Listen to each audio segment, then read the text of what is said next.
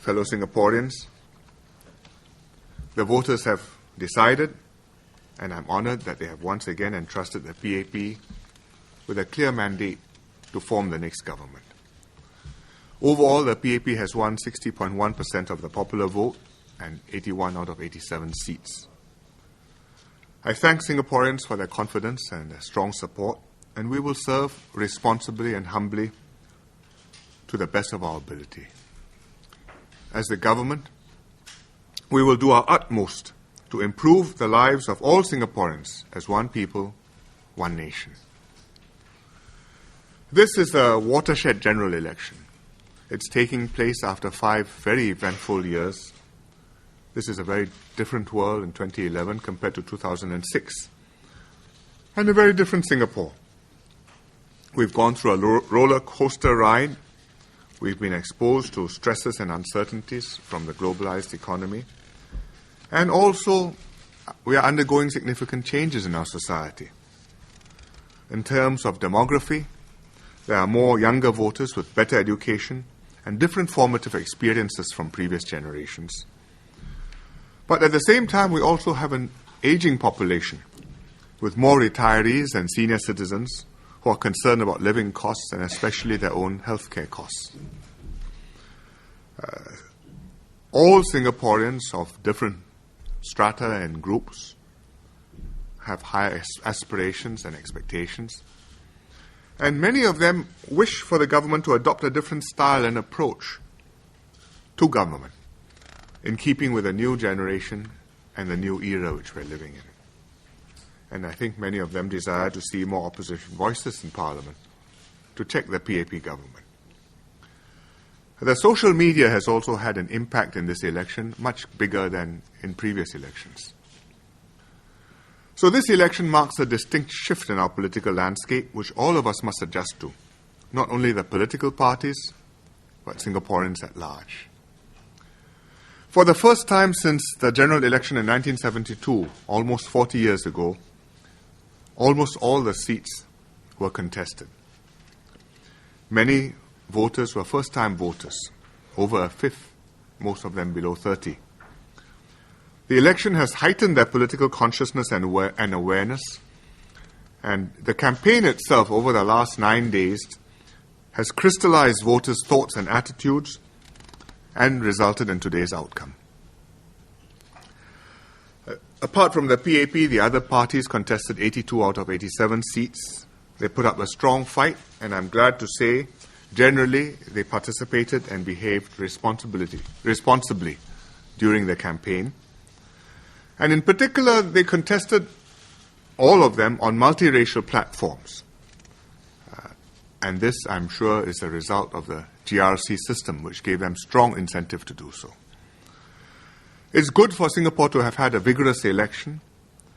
There's been a full airing of all views and aspirations. It's caused Singaporeans to think about their political choices and the future of our nation. And it's given every voter a chance to vote. Aljunied GRC was the hardest fight. The Workers' Party put up their best team, and the PAP had a very strong team in Aljunied GRC too, led by Mr. George Yeo. I'm disappointed that the PAP lost despite a very strong effort, not just over the last 9 days, but over the last 5 years and even longer. I spoke to George and his Aljunied team this evening. They were disappointed, but they accepted and respected the voters' decision. And I watched them on television speaking after the results were announced. I think they showed that they accepted the decision and that this was the voters' wish, and they respected it. It will be a heavy loss to my cabinet and my team of MPs not to have George, Lim Hui Hua, Zainal Abidin, Cynthia Pua, and Ong Ye Kang. They are 5 good men and women. But we too accept and respect the voters' decision, and we wish the new Workers' Party MPs well in serving the Aljunied residents. In other constituencies, we had a disappointment in Hougang.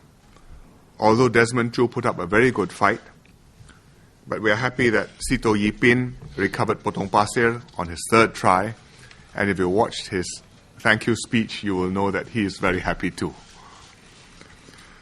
Overall, in the next parliament, there will be 81 PAP MPs and 9 opposition MPs, 6 elected from the Workers' Party, and I'm assuming that the opposition parties take up the NCMP seats, there will be 3 more opposition members, 2 from the Workers' Party, one Mr. Lee Hsien Loong in Joo, another one of the MPs in the Workers' Party East Coast GRC team, and the third, Mrs. Lina Chiam from the SPP.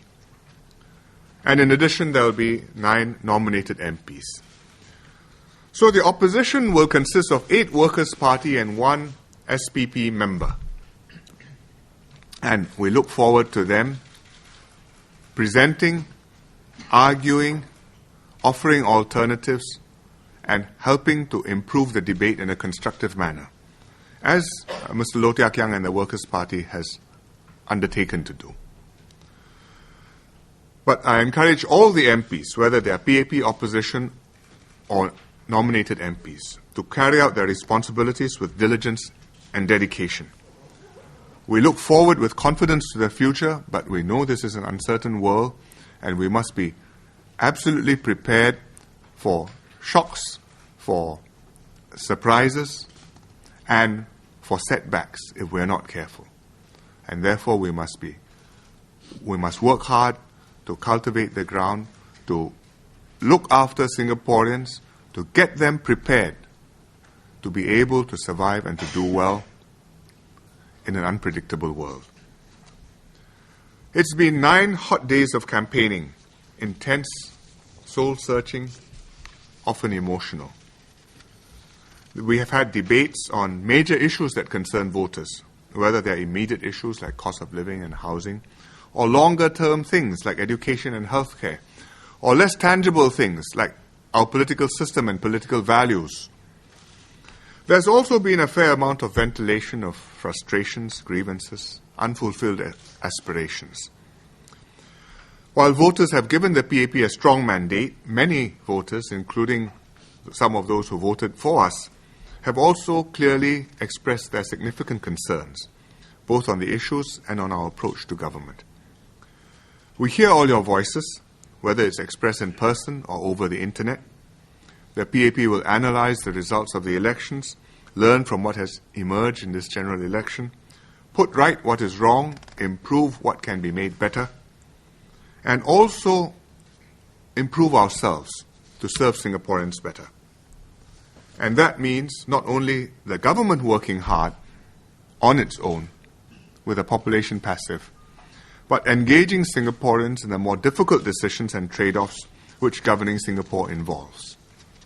There are often no easy choices, and the more we can appreciate this and grapple with the dilemmas and the trade-offs together, I think the better the answers we'll come up with, and the more we'll be able to have workable solutions.